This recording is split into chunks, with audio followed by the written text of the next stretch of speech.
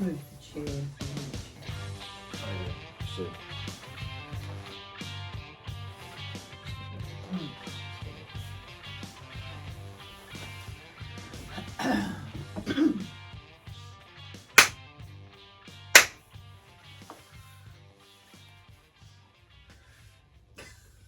What?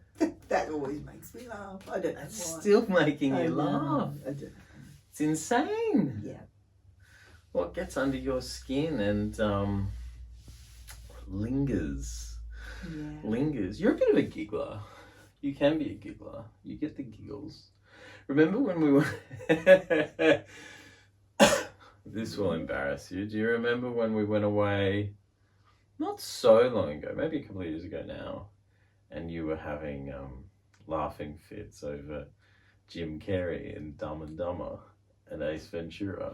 Oh, because we watched all those movies Yeah. again, and I really laughed out loud, which I hadn't done for a while. It was You really, were in was stitches. really good. Yeah, no, it was great. It was funny. I actually recorded you, and you're like grabbing yourself, and Yeah, it's it was healthy. just- yeah, The no, old it's thing, you should have a good laugh. well. Speaking of having a good laugh, today's book is all about having a good laugh.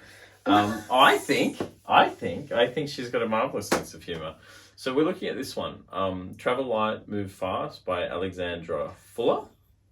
And you're laughing already. I'm laughing because when you just read that out loud, each title of the chapter is like a family narrative. Each title of the chapter is one of her father's lessons. So absolutely. So he we all have fathers with lessons. with lessons. No, well, I mean her father's. So in the unlikely event of money, buy 2 tickets to Paris. And, that's chapter 1. Chapter 2, when in doubt, have a cigarette. Yeah. Chapter 3, befriend the moon. Chapter 4, sometimes you just have to bite the bullet. Just don't just stand there, do something. If you are it, you don't need to say it. Make a plan, and if that doesn't work, make another plan. One. If you're going to go to the dogs, go the whole way. In times of excessive difficulty, cope excessively. I love that. Routine, nature's antidote to disappointment. Now that is perfect. Perfect. That is perfect for us. Yeah. Well, look. I've encapsulated the book already. Yeah. Well, exactly. You don't need to know much more than that. No. Look. Travel Light, Move Fast. So let me describe. I'll read the blurb here, and then I'll talk about who Fuller is and all this.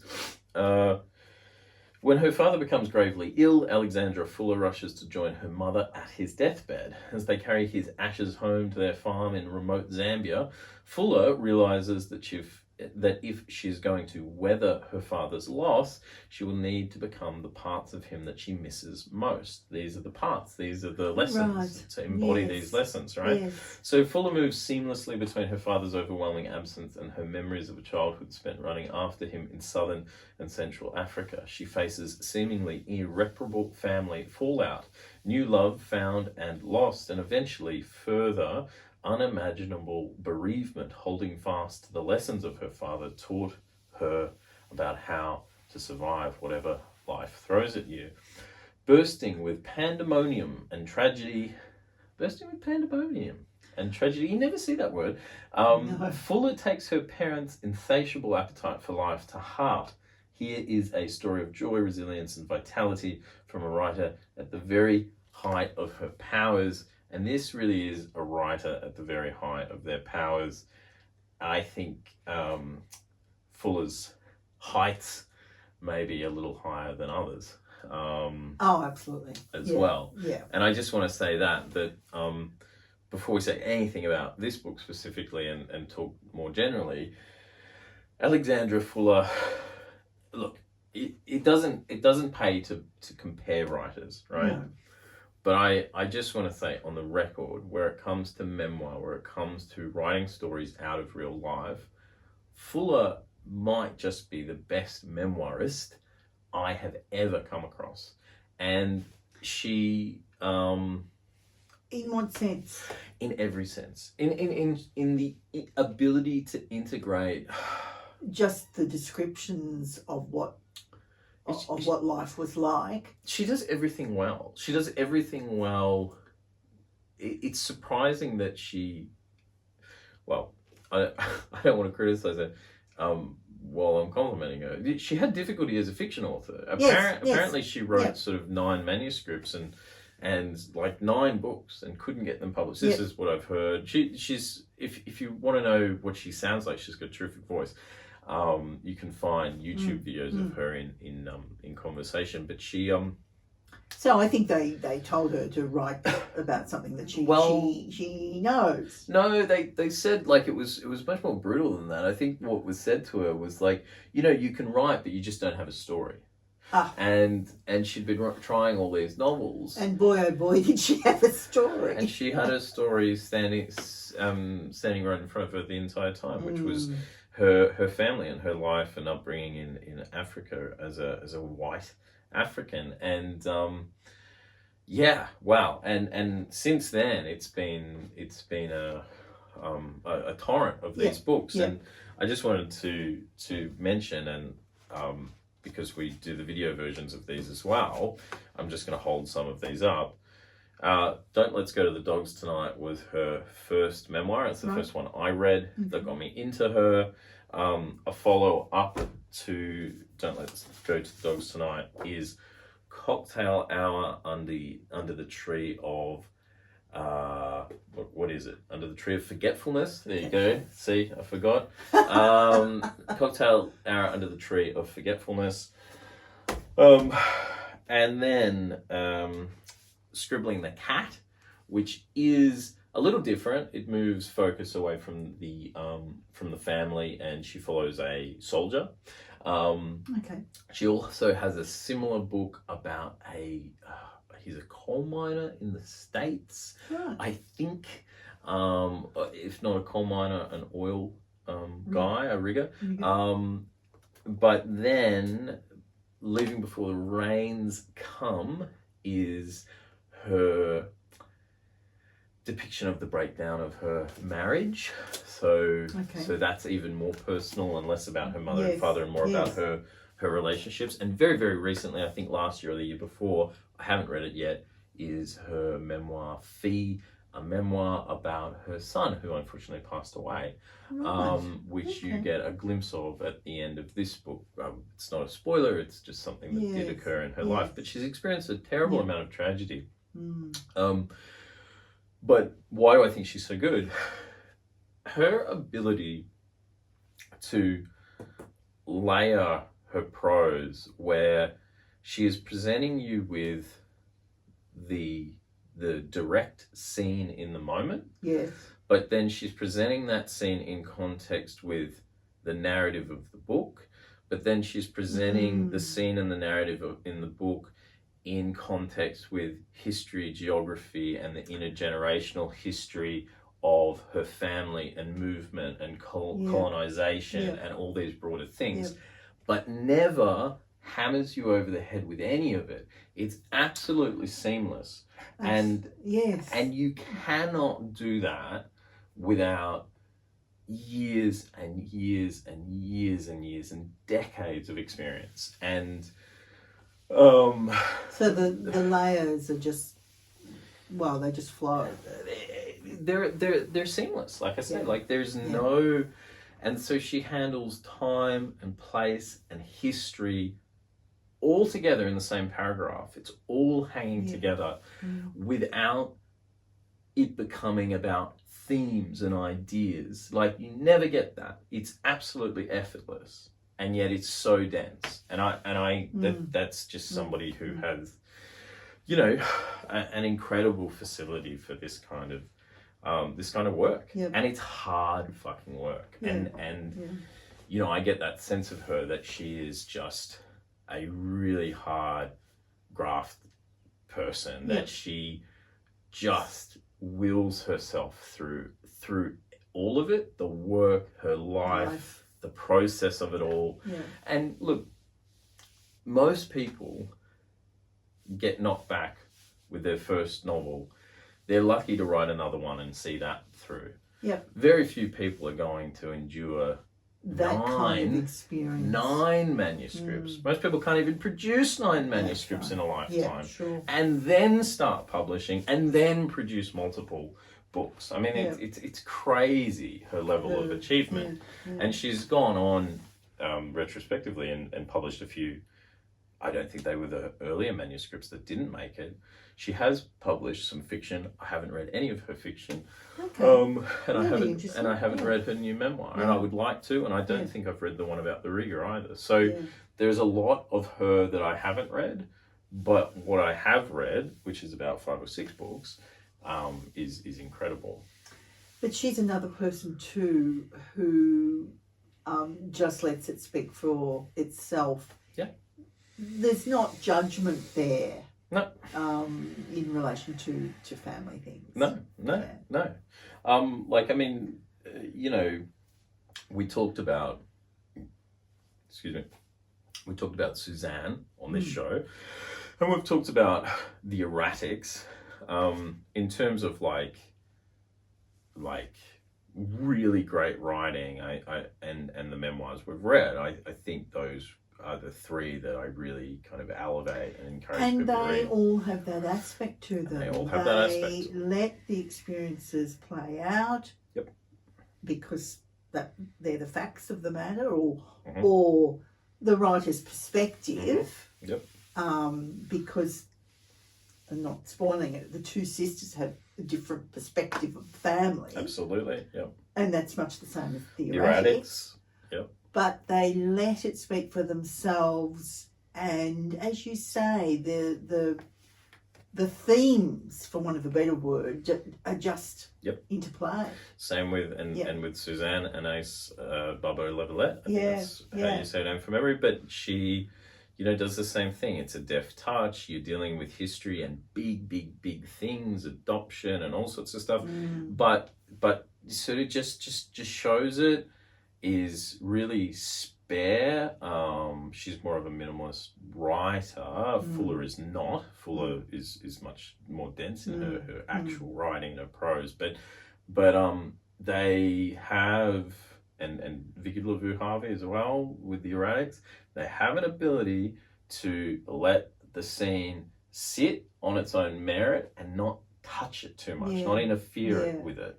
And yet she's able to bring out the differences that I'm thinking in this book that we're talking about today, the very different characters of the mother and the father. And when I'm saying character, makeup, personality makeup. But you're right to say character. And that comes out. You're right to say character though, and this is like a thing I want to keep pressing, and this has been so crucial to our memoir process, is that like, you've got to find the character in the people you're talking about, and you've got to make them characters. Remember that, like, if we go all the way back to the first book episode, you know, what was that tacky? It was on Twitter, but the quote was, "Reads like a novel. Reads like a novel." Yes. You've got characters. This reads like a novel, and what do we mean when we say it reads like a novel? Well, we mean that there's characters, there's a plot, there's stuff happening that you can attach yourself to. But at the same time, you don't forget that they're real people. No. That's the gem. Yeah, absolutely. And so with this one particularly, so Fuller's, it's about her father dying, and I mean, I'm laughing because it's so funny. Like, I'd forgotten until I reread it that that's the first part of the book. The time the father dies in Budapest. So they're on holiday there. He takes ill. Yep. So the most of that deals with the mother's behaviour and the handling of that, and the in and out of the hotel and the hospital. And much like in the erratics, when they show up at the hospital and the sister writes mad as a meat axe, Fuller's mother has, or it's her sister, I can't remember, has her anti-mad pills. She calls them her anti-mad pills. So she's on some antidepressant. But you immediately get the picture of the mother. The mother has befriended the the nursing staff. She knows the hotel person that's going to drive her to the hospital, and she's just living out this life at the same time, you know, grieving what's happened. Yeah. So immediately you've got the picture of the mother. Yeah, and much like, and I don't want to keep drawing these comparisons, but like, much like the character of Suzanne, the grandmother in Suzanne, you know, Fuller's parents, both of them, they're difficult figures. They are. Because they want to live life. They want this kind of, it's not bohemianism life so much, but a certain rural kind of freedom. And yet, they do undeniably expose their children to horrific things. And by the sheer fact of living where they are. But that comes from both of their backgrounds too. And again, when I'm reading these things about my own family are leaping out, and the father was the black sheep, and he had to go out somewhere and strive and do better and do different things. Absolutely. Who does that remind you of? I know, yeah. My own father. Your father. Yeah, no, I know. And I have a difficult time with the parents. I mean, like, as characters on the page, I just love them. As people, I sort of, you know. Quite brutal. I mean, it was a brutal environment. Not family-wise, but yes, family-wise too. You know, get over it. You know, okay, there's the snake in the house. You know, whatever. It's a landscape of hardships and hardness, and you need that kind of brutality to survive it. But what's always in the back of my mind is like, you didn't need to survive it. You didn't need to be there. And that is this really interesting fact in all of this. And you see, the mother comes from a more privileged background. I sort of get that. I don't know. But at the same time, different. She wants to do different things. Yeah. What I'm saying is there's an element of class. In the book. Of course, And of course I laugh about, because she's so judgmental about things. So I'm laughing, making the analogy to my own mother again. The funniest thing that I have to read it. I've got to See, you've actually got the quotes there. I've got them in my notes, but you know, I can't find them.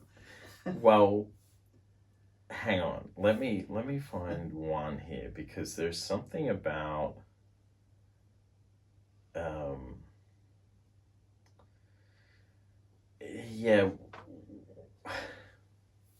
nostalgia. There's a lot of nostalgia and melancholy. I thought, like a longing for a world as well as a time and an era past, and feeling dislocated and disjointed as a result. Which was so relatable to the setup that we inhabited, where it's like we're kind of living in this distant reality, this version of the past. Are you still looking for what you're looking for? Yeah, keep talking. In relation to that. In terms of the father, though, and this brought up different things for me,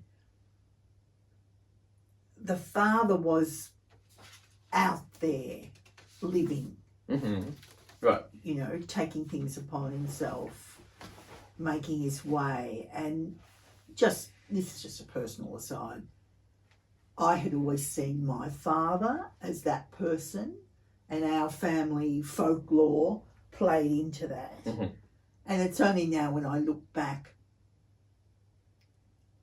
that I've got a different view of my father, a much more passive person, a person who was so concerned about rules and regulations.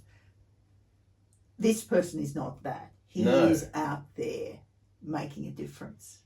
And I was just, it just made me think and rethink about my father. Well, all these memoirs do, and I think that that's the wonderful, you know, I mean, you know, I think I said when we did Suzanne that that was a masterful sort of evocation of empathy and something that could generate empathy. Reading memoir is really good for that, because you're reading other people's lives, and you're sort of coming in doing that in a much more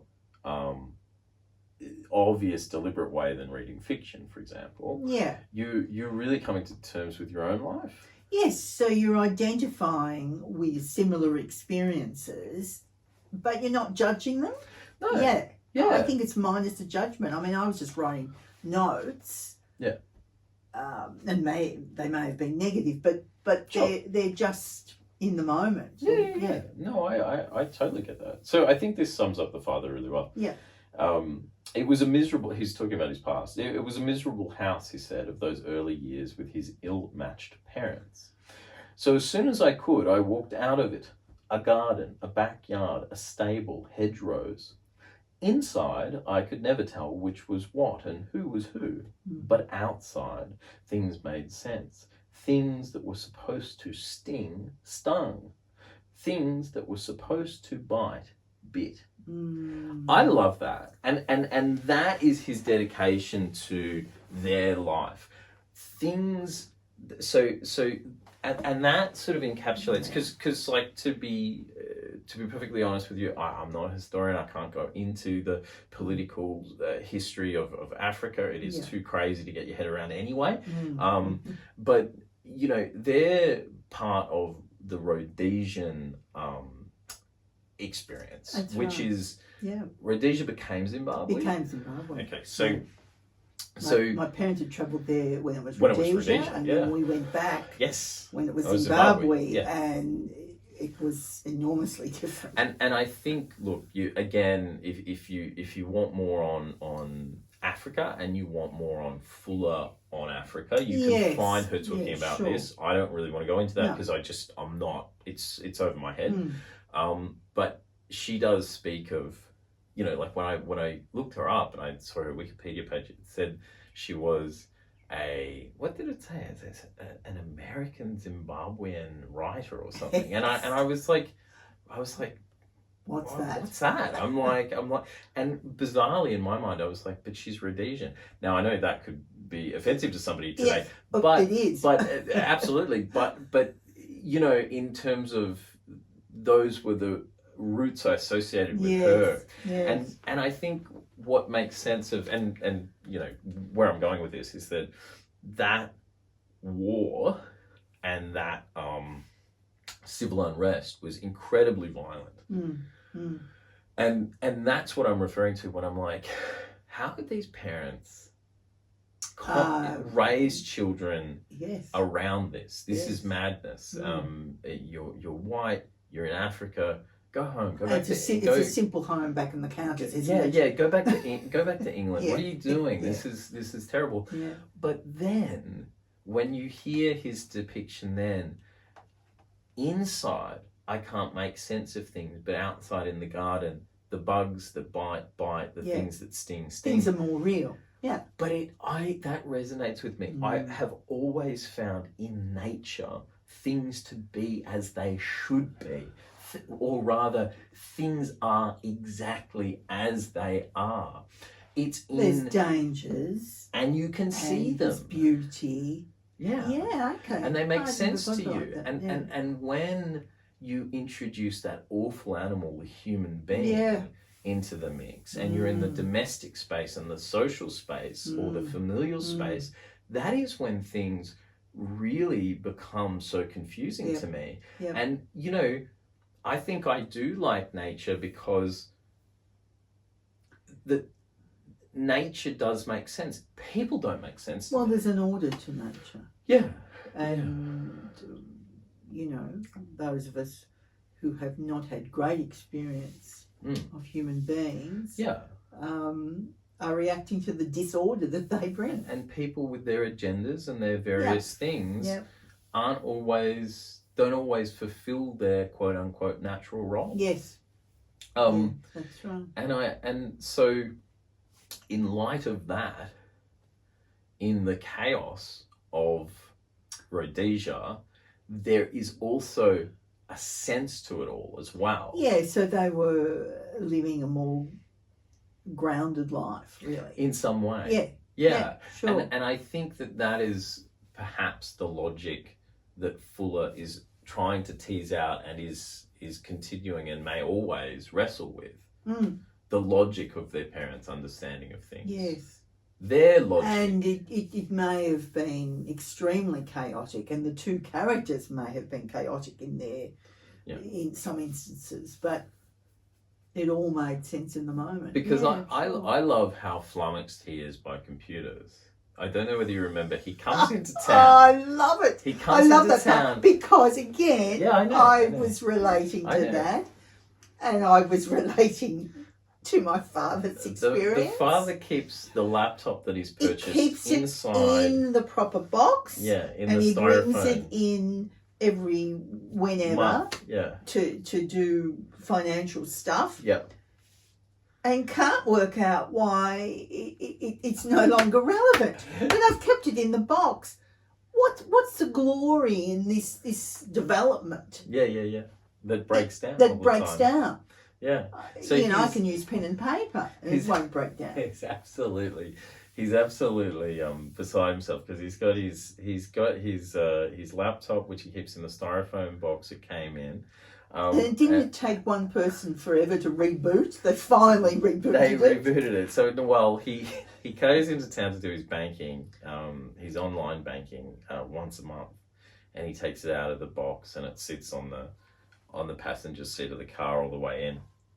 And once they're there, there's a point where it breaks down. Yeah. And he says, but I've only had it 10 years, 12 years or something. And I've looked after it. And I've looked after it that whole time. And he's informed about that, purposeful, what's that called? The purposeful degradation of surely technology. the inventor didn't mean this. Yeah. And he's absolutely upset with Bill Gates because Bill Gates is making so much money out of these things that become defunct in a very short time. But that just reminded me of Dad's decline, of my dad's decline with the computers. I always thought, well, he was on top of things, but it was only that particular version he was on top of, and then he couldn't make sense of, do you have to go in this way or that way, or no, it was really sweet, but look, with the mother and the old world stuff, the passage that follows goes this way, and I'll just read a little bit. Still, it really wasn't enough. Hedgehogs, badgers, water rats, the rare otter. It was barely toothy enough for a Beatrix Potter storybook, let alone for a soul-wounded, red-blooded child. As far as my father could see, the only cure for what ailed him was the opportunity to become irredeemably lost, and that was a rare treat in 1950s England. Also, there was almost zero opportunity to be killed by a predator on a casual afternoon outing. Dad loved old maps for the promise of spaces still filled with wilderness, for places unmarked by the crosshatch of development, for the possibility of land without roads. It didn't occur to him at the time that it wasn't endless. Quote, I saw the last of the best of it, Bobo, he told me years later. I'm glad I didn't realise at the time. Yeah, I think his belief in that there were still always things to be explored. Gone so quickly, over so fast. Mum, and here we go, raised in Western Kenya and steeped in the glory of empire, loved old maps too. Now this I found hilarious. Yes. Compulsively nostalgic and a hoarder by nature, she keeps old atlases on a special bookshelf. She refers to them during the BBC's news and culture radio shows. They're her friends, like her pets. Now, let me see. Azerbaijan. Back when this atlas was published, it wasn't even a separate country. It was just a bit of purple bubblegum stuck on the western heel of the Soviet Socialist Republic's hobnail boot. Mum would offer this information smugly. This atlas is quite old, Mum would say. Quite old, she'd repeat approvingly, running her hands over the pages. She likes atlases in which it's still the Cold War. But she adores leafing through atlases in which Iran is still Persia, Zimbabwe is still Southern Rhodesia, Botswana is still Bechuanaland, and Sri Lanka is still Salon. Yeah, that's right. Her fascination is in a world that has existed chiefly in the imagination, a place of heat, denial, nostalgia, and juleps. I find great comfort there, Mum says, in those lovely old stories of people going to far-flung parts of the empire. They were always racked with fever. They were forced to drink like fish. They had to make it up country during the monsoon season. Anyway. Yeah, but yes. That nostalgia for the past. Yes. And not perceiving the changing world around you. These are the things that really defined my upbringing. Like not only did you and I end up living with your parents, which brought us into a different situation in relation to each other and all sorts of things, but there was also a retreat into the past, like time stopped still, like... And to this day, my father says, oh, no, I don't recognise the world. Oh, it's a changed world. But in saying that, there's no recognition of that being a reality. If you know what I mean. He can say that, but it's like, oh, that confuses me. It was never meant to change. And I think until I started talking things through with you about family, I don't think I realised that. Tell you, because I mean, let's face it, I had a different childhood. I had the childhood, the happy childhood, the free childhood, in rural setting, and I did not see how that was then transposed to each place we went to. You experienced that. What do you mean? Yeah. Well, our life in the country was brought down here to the city. You felt that. Yes. Yeah. You really felt that. Yeah. Because by then, I mean, you're 2 generations on, but I'm sort of still with their generation. I can really see that now. Yeah, you were very aligned with them generationally, culturally. Yeah.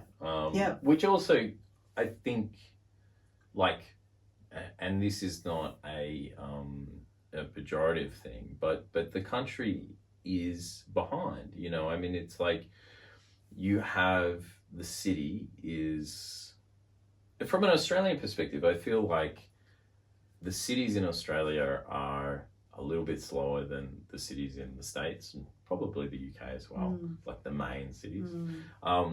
But then the country is usually, 15 years lagging back from the city. And again, that's not a pejorative thing. It's just true. It's just like culturally, it just doesn't move as quickly. But that's interesting too, because we weren't people who never went to the city. See, that's the distinction, how things were never embraced.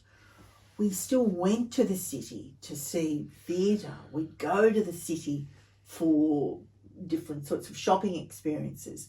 Yeah. But when it came to living in it, we didn't really see that there was a difference or embrace that difference. Yeah, I mean, And that always stands out to you, I think.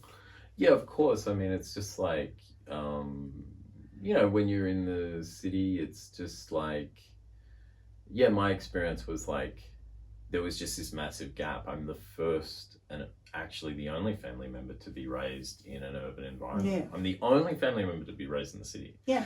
And I don't think people really got that. No. Like, that was never really considered. Like, up until me, it had been many generations of rural families. And then... you're a city kid. And then I'm a city kid. Like, I'm a really inner city kid. And so I'm sort of like looking at this very rural intergenerational family going... Nostalgic for what was left behind. Well, never, I mean, you guys never really broke out of a perception of the city as a kind of oddity and a phenomenon, like, oh, hey, wow, look at that, look at that. The city continued to be this kind of tourist attraction.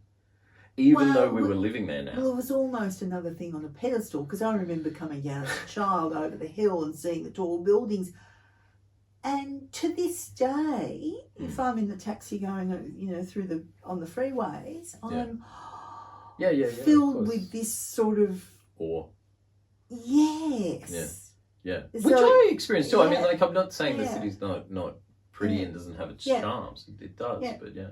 But getting back to the mother and the father, Mm. yes, there was a nostalgia, but at the same time, they embraced what was around them. Absolutely, yeah. They did, and and Fuller really, she doesn't elevate it or admire it, but she does celebrate it. If that makes sense, she does joyfully sort of revisit these people. She celebrates their oddity, their quirkiness. Absolutely. Yeah.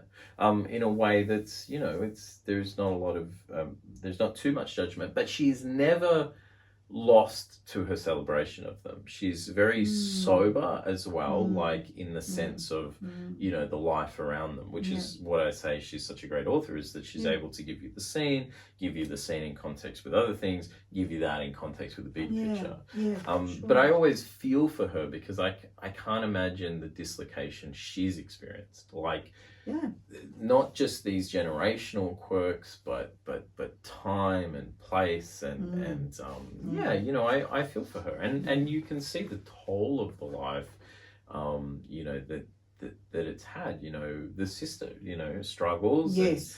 And she has to go away for a while. Yes. And I thought it was very funny on that, because the family is just so support that isn't really support. That's a kind of an old one for me, which is like well, they see it, but don't worry about it.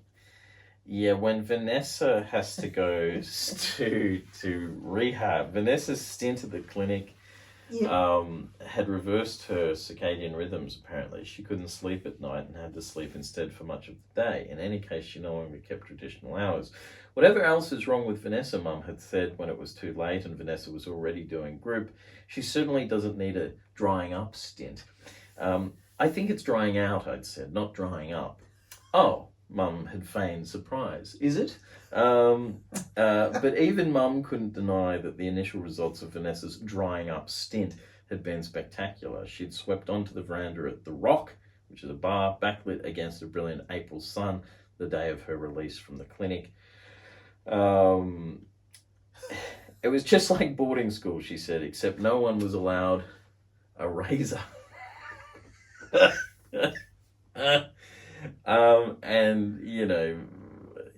So there's understanding, and then there's understanding. Yeah, with that, I'm going to have to be very boring from now on, Vanessa said firmly. There'll be no more, Olay, I'm abandoned.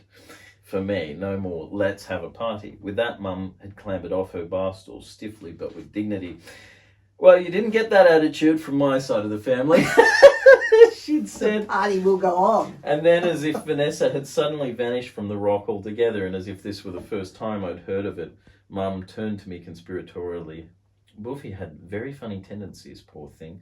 Dad's mother, I met her just the once when I was pregnant with Vanessa. She died shortly after that. Buffy, I mean, not Vanessa, obviously. She was what used to be called a dipsomaniac. And on it goes. Mum had strung the declaration out, dipsomaniac, as if the word alcoholic didn't yet exist. I mean, it's like that thing of, you've got these people that are loving, but they're so difficult. And well, they're quite brutal in that too. Yeah. And there's a brutality there. And that's my memory of the family. That's my memory of your parents, of like, there's this kind of feigned support, but when you get up near it, there's kind of a denial and a shrug and something about someone else who used to be a dipsomaniac. No, you didn't get that from us. And it's a dismissal, really. So it's like, I relate to that sort of stuff. It's like a whole dismissal of mental health problems. Well, yeah. Sorry. Yeah, well, I mean, it is. So there's a lot in here on that kind of level. Yes. But can I quote my favourite quote? Of course which I'm you can. just going to hang on to forever. You know. Is it that control is antithetical to living well? Because that's part of this book as well. Oh, well, that's right. There's a whole other area there. But, you know, in the sense that things will be all right. Mm. Now, as a child, my mantra was, will it be all right? Will it be all right? And I was always told it would be all right. But this quote, it'll be all right in the end. And if it's not all right, it's not the end. I'm going to hang on to that forever. Yeah, that's fantastic. Yeah. No, that's great. And that's probably a great one to finish on. Do you have a couple more, though? There were so many quotes, but no. There's so many quotes, and there's so much that I took away from this book. It did make me think about perhaps previous generations were better at getting along with each other, just simply because, the father really sees the mother's needs, and the way he provides for her in a it's a very doting way, but it's much more hands off. Like he provides her with a fish farm. Yeah. Because he knows it will occupy her and it's what she needs to do. Yeah. But like it's sort of like, you go have that. Like, you go play over there. Yeah, but also, maybe brutality, and for want of a better word, is part of that former generations. Of course it is. Just get on with it. Of course it is. Well, see, and that brings up this interesting issue, right? How much do you let trickle in, and what do you filter out? Like I was thinking about this in relation to parenting, where it's like more and more and more is all this information. Every child has some mental health issue and blah blah blah, and of course, like, I'm super sensitive to that, and I think that people need help. Of course they do, but it's like, what is the difference, or where's the line between accommodating people's feelings and saying, no, you need to toughen up a bit and actually move through this thing? You're like, where do you go with all this information? Yeah, well, I think there's a fine line. Yeah. I was thinking about it in relation to students asking for, extensions and things. Like, some minor, thing has befallen them in their personal life. Well, I think we've tipped the balance a bit now. Yeah. I mean, I'm making huge generalisation when I say that. But, I think the point is that everything has an effect. Yes. You go really soft on people and you get a certain result, and you go really hard on them and you get another sort of result. And the trick of any family is finding that middle line, and sometimes it's difficult to find. I think it's impossible to find. Yeah. And I think that that's the reality of life. Yes. That you can't strike a balance. Yes. That you can't strike a balance, that you can't control things, that you can't fix anything, that you just, and that isn't to dismiss problems. It's just, but it's not also to just prescribe this kind of just move on with it mentality either. It's just like, you just got to keep coming back to the middle ground. Yeah. But this is, anyway.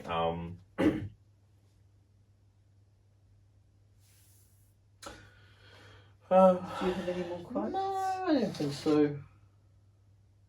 No. I think that's it from me. We will link information regarding Alexandra Fuller, and maybe even where to get her books, in the description to today's episode. This again was Travel Light, Move Fast by Alexandra Fuller. I don't have any more to say. It's a terrific book, really well structured, great example of writing, and another great example of what you can do with memoir, and another book that has helped Mum and I on our journey to write and publish our memoir together. Thanks again for listening. Bye.